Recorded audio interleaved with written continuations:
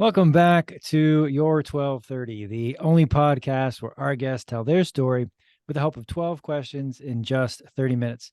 I'm your host, Mike Solitro, and today we are very excited to be speaking with Tom Fox. Tom is the voice of compliance, having founded the only podcast network in compliance, the award-winning Compliance Podcast Network. It currently has 60 podcasts. Tom has won multiple awards for podcast hosting and producing. He's been honored with awards for series as diverse as Looking Back on 9/11, Understanding Lyme Disease, and the Trial of the Century, the Enron Trial. He's an executive leader at the C-Suite Network, the world's most trusted network of C-Suite leaders. He's also the co-founder of the Texas Hill Country Podcast Network.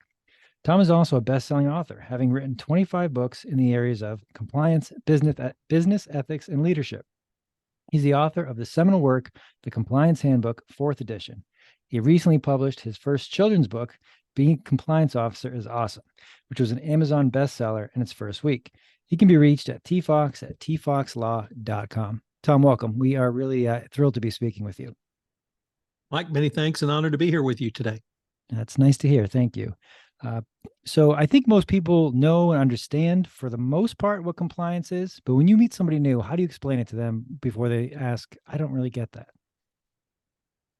Compliance is complying with the laws and regulations that apply to any business, whether you're a one-person podcasting network in the hill country of West Texas, or whether you're a $50 billion multinational, or you're Walmart, the world's biggest retailer with 2.5 million employees. You have rules and regulations you have to comply with. And I help companies set up policies and procedures to do that. Okay, that's an excellent definition. And as you use words like rules, regulations, and policies, I know most people, let alone businesses, kind of shiver to say, no, thank you. So first of all, how did you get involved and decide this is what I want to do? I'm a lawyer by professional training, and I was a trial lawyer for 25 years. Then I went into the in-house world. In my last position in the in-house world, I was general counsel of a company that had violated a U.S. law which prevents U.S. companies from engaging in bribery and corruption outside the United States. It's called the Foreign Corrupt Practices Act. And that was my first real exposure to compliance. And what I found was I had to build out a compliance program for my company, and I really enjoyed the nuts and bolts of building out a program inside an organization. So that's how I sort of stumbled into this field. That's if I can say, it's a hell of a way to do that. Were you there from the beginning? What part did you walk into that situation?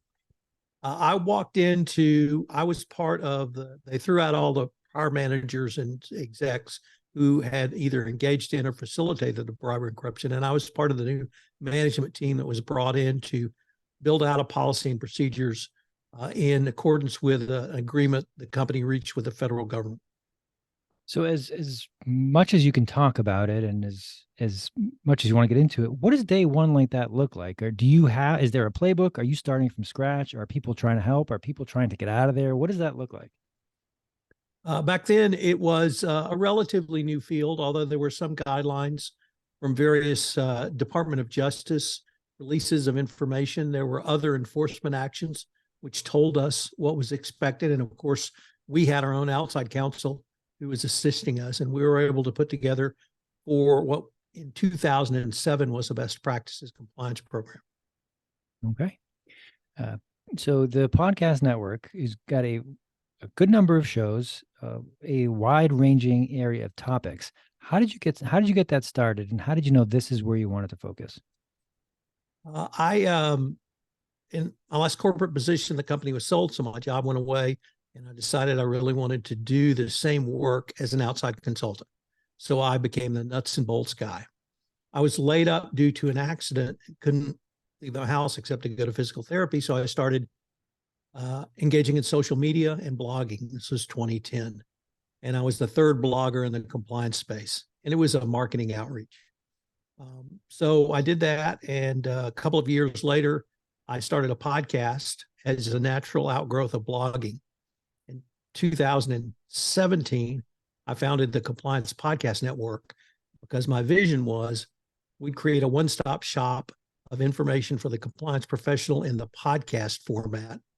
There are three major players in terms of organizations, compliance organizations in America.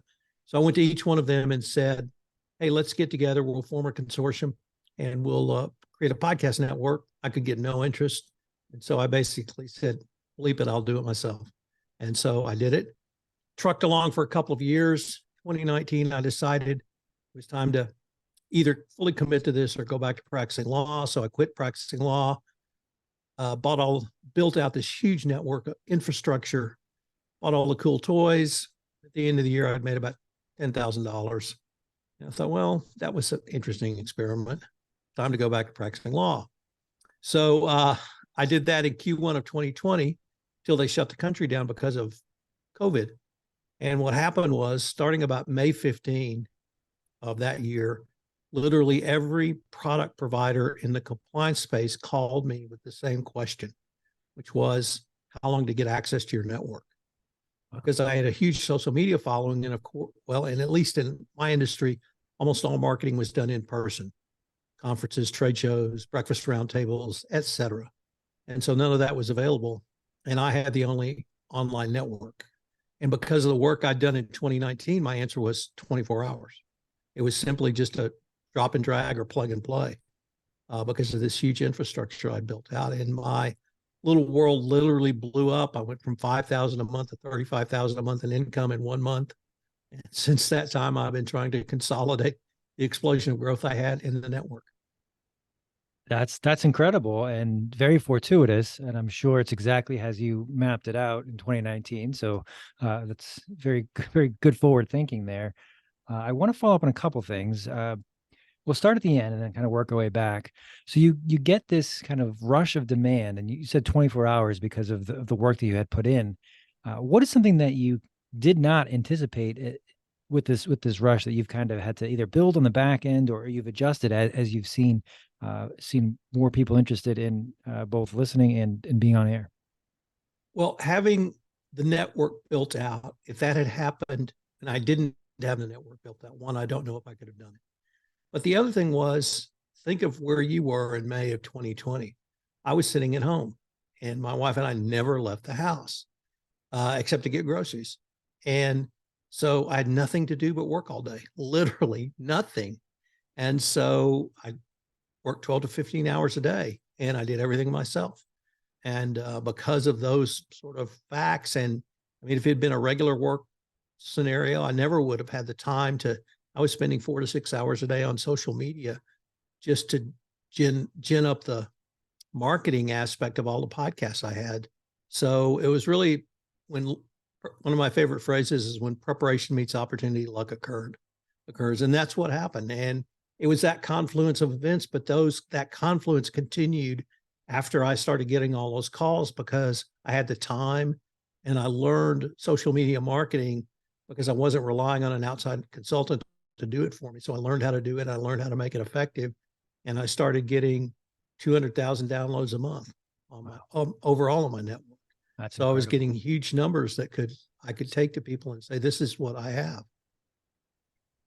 And I love that luck quote, because most people will emphasize or focus on the end. Well, I'm not lucky. This is not happening for me. But it really is the preparation, the hard work piece that goes into the kind of making your own luck, and then jumping at the opportunity when either it presents itself or when you're there to make it happen. So very illustrative of that quote. And that's a wonderful story. Kind of going back to the beginning, the work of an outside consultant, was something that you wanted to do. You moved toward or move forward from a traditional legal job where it's kind of a 9 to 5. There's plenty of people, I'm sure, that you've talked to, that I've talked to in the last few years, that's what they'd like to do. They'd like to break away from what they had been doing into more of a consultant type, more entrepreneurial type role. How are you able to navigate that? And what do you tell anyone who's looking for advice? The first thing is do it.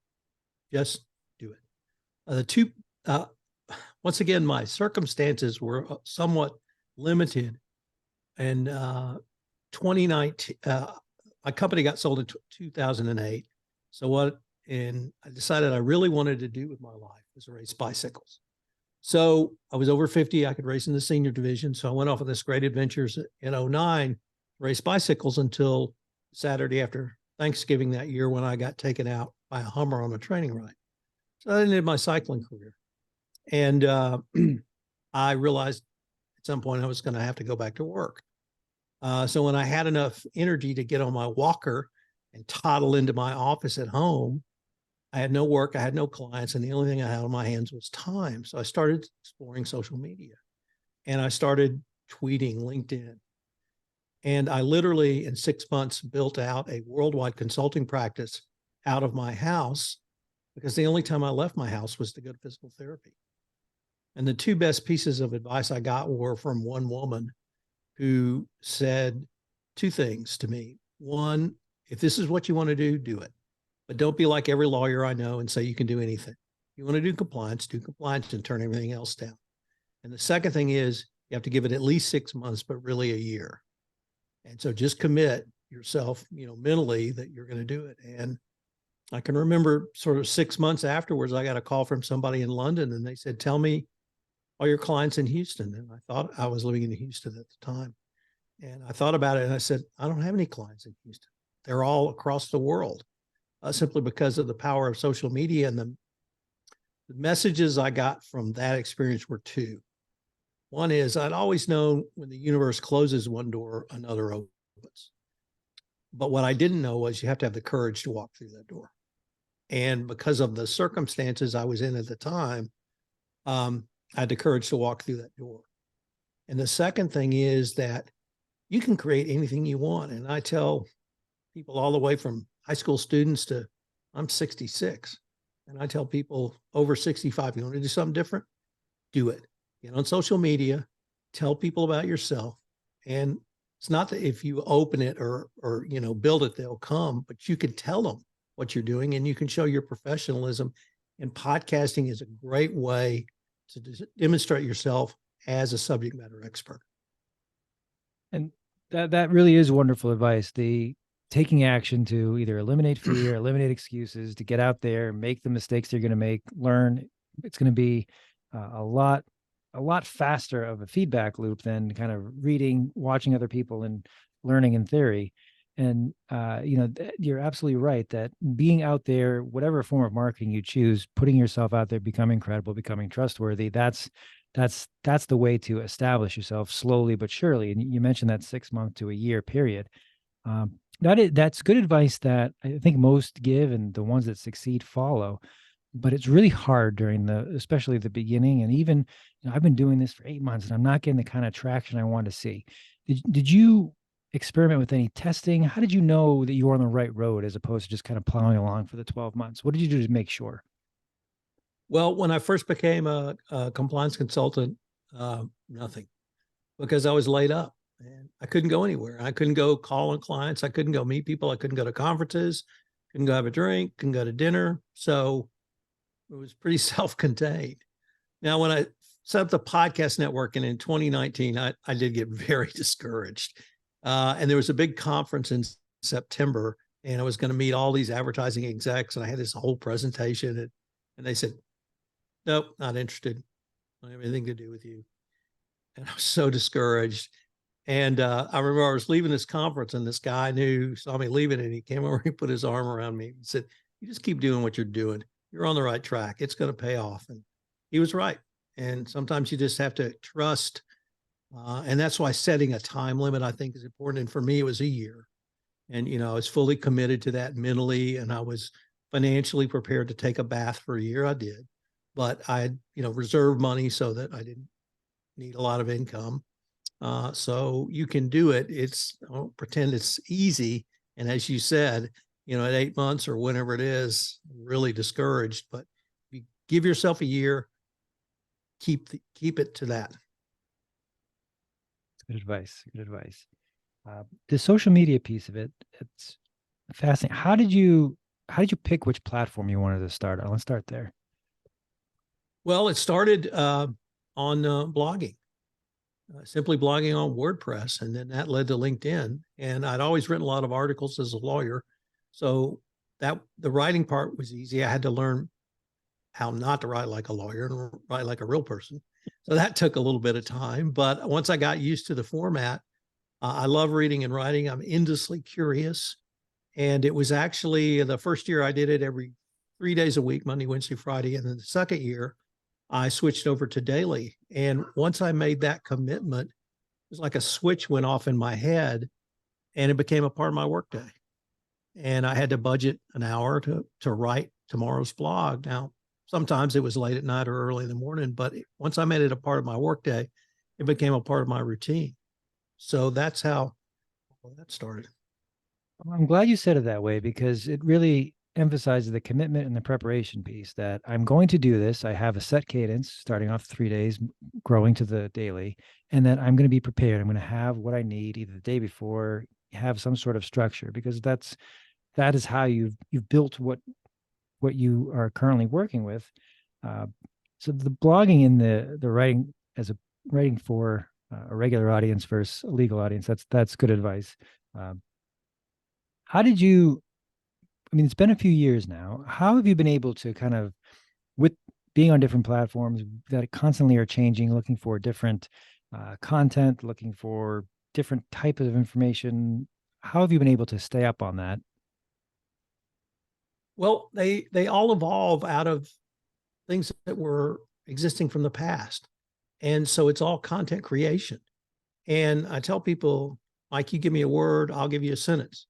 You give me a sentence, I'll give you a paragraph. You give me a paragraph, I'll give you a blog. You give me a blog, I'll give you a long form article or a white paper. And if you give me a white paper, I'll make that a chapter in a book. And you give me enough white papers, I'll have a book. And that's literally how I write. And the same is true in the podcast world, but there you're starting with the spoken word. So if I have a podcast, I can now I can use AI to create the first draft of a blog post out of it. So the whatever platform comes out, whether I'm not very good at TikTok, but I can create a short form video. I don't dance, but I can talk. So I talk, and all of those, it's just communications. Okay. Okay. And for that person who has been staring at their screen, looking to get out of their 9 to 5, become an outside consultant, send their first tweet, post their first note on LinkedIn, what would you tell them besides just do it? What would make that content something that they would look back and say, that was terrible, but I'm glad I did it. And here's how I was able to build off of it. Tweet about what you're passionate about. Write about what you're passionate about. Podcast about what you're passionate about. They say in the podcast world, people will come for the guest, but they'll stay for the host. And they stay for the host if that host is passionate. And everyone knows I am passionate about compliance. I started in the field of anti-corruption compliance. $3 trillion is lost annually to the global economy from bribery and corruption. And what motivated me, one of the things to get in this field, I felt like there was something I could contribute. And that was bringing anti-corruption compliance programs to the corporate world. Because I'd always worked in the corporate world. So I saw that as a mechanism to help right a wrong. And every day, everything I do pushes the ball forward, maybe just a little bit, but that's enough. That's really solid advice because I think that what holds up people is one, they post or they draft material that they think somebody wants to hear about or what they should be writing about versus what they know and what they're passionate about and letting that turn into something that people want to consume. And just kind of the theme that you've really hit on, that you put yourself out there, that you take it seriously, you have a plan and you execute that plan and you stick with it, that it's not, I'm going to try this for a short amount of time and to see what happens and try something else, that you are very passionate and you're very involved and you're credible in what you post. So I think that's really excellent. It applies across fields, not just legal, not just compliance or kind of serious business matters. I think that's very applicable. Switching gears here for a moment, you mentioned racing bicycles. How did you get started in that? There's a race or a ride, I should say, every year in Texas called the MS 150, and it's a ride from Houston to Austin, and it's sort of your baptism into the cycling world. In the early part of the first decade, I lived in Colorado, and I started cycling there. And when I moved back to Houston in 04, and I just continued cycling, and I started riding in the MS. And then when I got laid off, a nice package, and I thought, I I was Joe Jock in high school, and I've always worked out, and I love competition. And I thought, why not? I'm never going to have this opportunity again. It fails, but I gave it a shot. Well, riding a bike on a street, especially 150 miles, that's got to be in good shape for that. And I applaud you for sticking with it. And then, an accident of that magnitude I looks like you've made a full recovery. So I'm gonna go with that. I'm glad that you have. Um, Also switching gears, for those just listening to this, you have a fantastic setup. I think I see Longhorns helmet, an old Oilers helmet, the Texans. It seems like a Patriots helmet is squeezed in there, and then two Michigan Wolverines helmets. Do I have those correct? You do. Okay. The Patriots and one Wolverine helmet is because I'm a huge Tom Brady fan. I went to law school at Michigan. That's the other helmet. And I went to UT undergrad. Okay. It makes sense. And you've got good taste in sports memorabilia and obviously excellent schools there. So we've covered a good amount of material.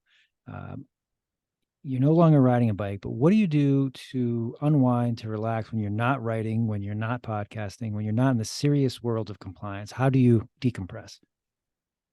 So I do a job now that I love. And it's not a job because here's what I do all day. I sit and visit with people like you. Now I'm usually on the other side of the mic, but I get to talk to the smartest people, and it gives me the ability to see a very big picture because I'm talking to everyone and I'm putting all the pieces together. I'm an endlessly curious lifetime learner.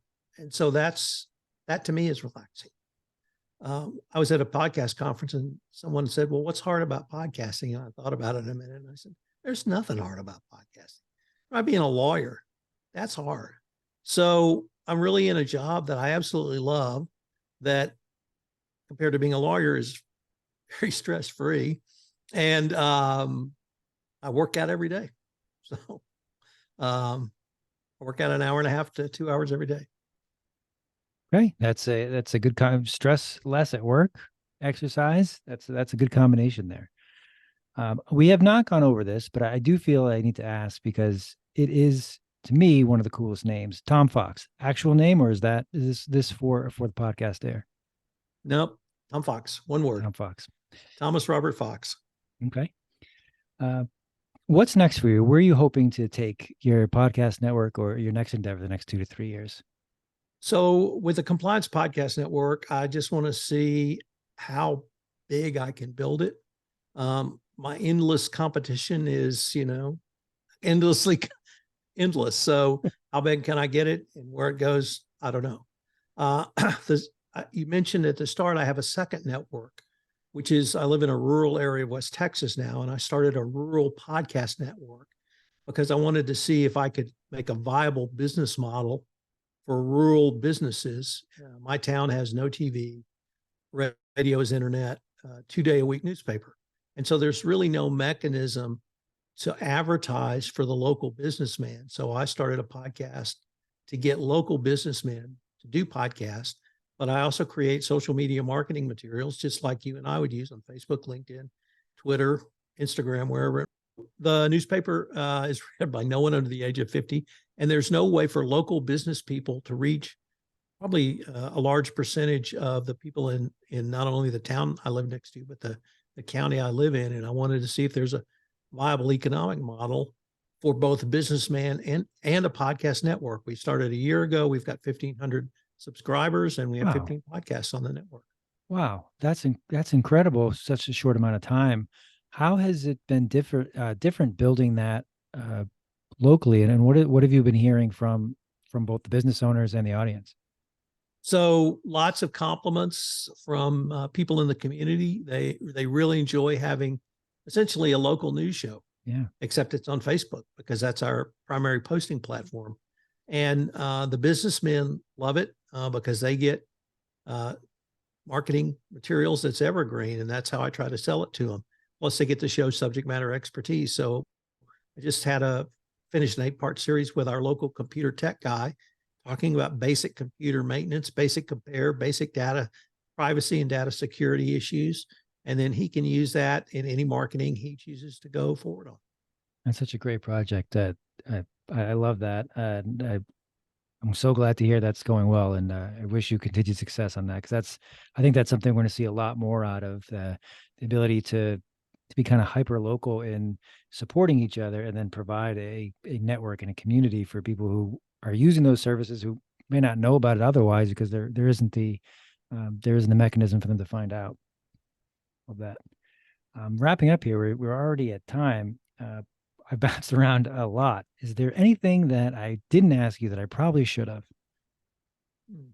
No, you did a very good job. I really like your interview style. It's very engaging, very, very engaging. Well, Kudos. I appreciate that, Tom. Thank you. We covered the email address up top, but where would you like our listeners to find you if they want to find out more? Sure. The Compliance Podcast Network, compliancepodcastnetwork.net, Texas Hill Country Podcast Network.com, email tfox at tfoxlaw.com. I'm on LinkedIn, I'm on Facebook, Instagram, and you can reach out and hopefully I've given you some information that you can use. I have a ton and a half materials and happy to share about how to start a podcast or how to build a compliance program. Fantastic. We will post all of those, Tom. Thank you so much for joining us. This has been a blast. And like I said, I wish you nothing but the best and continued success. You've got an awesome story. Thank you.